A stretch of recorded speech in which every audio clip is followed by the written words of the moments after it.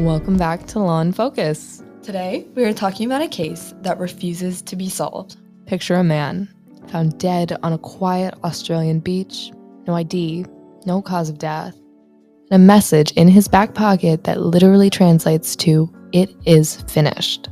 For decades, this case blurred the line between criminal law, forensic science, and international mystery.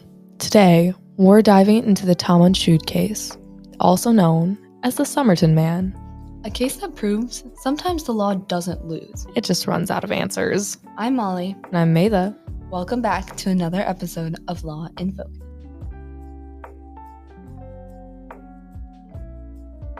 It's December 1st, 1948. Early morning joggers on Somerton Beach in Adelaide notice a man slumped against a seawall. At first glance, nothing seems suspicious. He's well dressed, pressed suit, polished shoes, and positioned almost deliberately. Police initially assume it's a natural death, but then they search his body. No wallet, no identification, and every single clothing label has been removed. That immediately raises red flags. Label removal isn't accidental. It suggests intent to remain unidentified. The autopsy makes things worse. His organs are congested, his spleen is enlarged, and yet no poison can be detected using the technology of the time, which puts investigators in a legal gray zone. They suspect foul play, but suspicion alone is not enough. Months later, police make a chilling discovery. Hidden in a small fob pocket inside the man's pants is a tightly rolled scrap of paper. On it are two words, Tom Shud. Investigators trace it back to the Rubaiyat of Oman Khayyam, a book of poetry. The phrase appears at the very end, meaning ended or finished. Which raises an enormous legal question. Was this a suicide note? If so, why hide it? And if not, what was it doing there? Police eventually locate the exact copy of the Rubaiyat, found in the back seat of a stranger's car. Inside the book is a cryptic handwritten code, letters arranged in lines that experts still debate today. Also written in the book, a phone number. It leads to a nurse living just blocks from Somerton Beach. She admits to owning the book, but denies knowing the man. And legally, denial plus lack of evidence equals a dead end. Without proof of connection, the law can't compel answers. From a criminal law standpoint, this case collapses under three missing elements. Firstly, identity. Without knowing who the victim is, you can't establish motive or relationships. Second, cause of death. Poison is suspected, however, it was never proven. And thirdly, intent. Accidents, suicides, or even a homicide all remain plausible for this specific case. Courts require proof beyond reasonable doubt, not compelling theories. And in this case, theory has outpaced the evidence.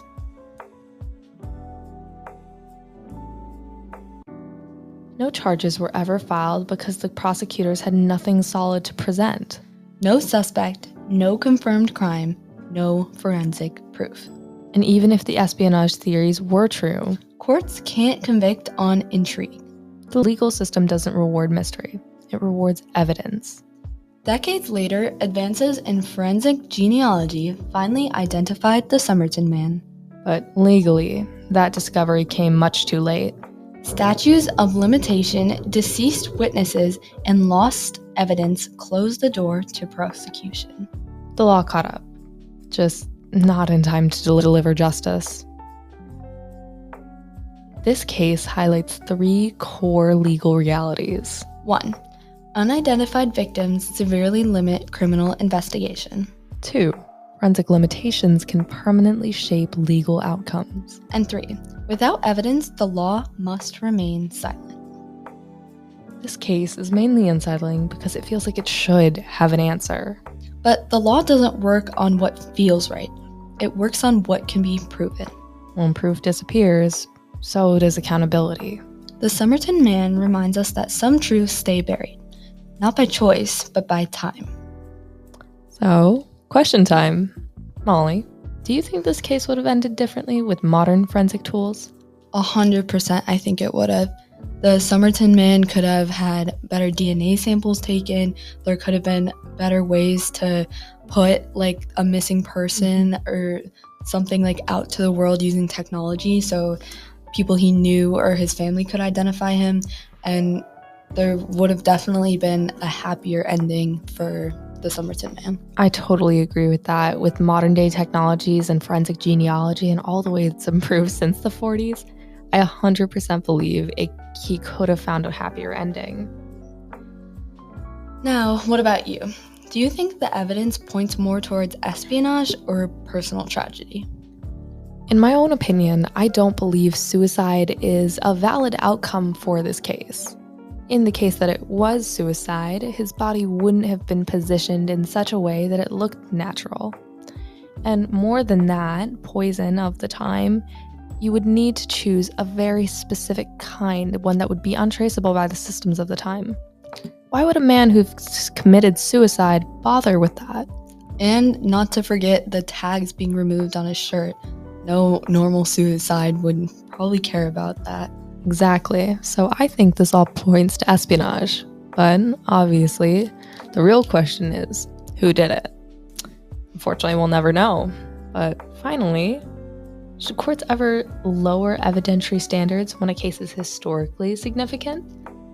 Unfortunately, I think these standards should not be lowered. There's no reason to lower these standards even when there's historical significance, because you could convict someone that didn't commit the crime, and that goes against everything that the law stands for. 100% agree.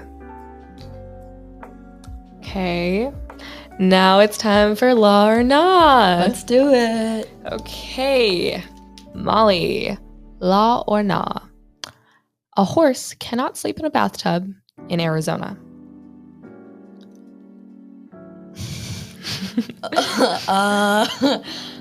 I'm gonna say that's not a law, because that doesn't seem like, why would a horse sleep in a bathtub in the first place? You are, for once, actually right. Oh. In Arizona, a donkey cannot sleep in a bathtub. What?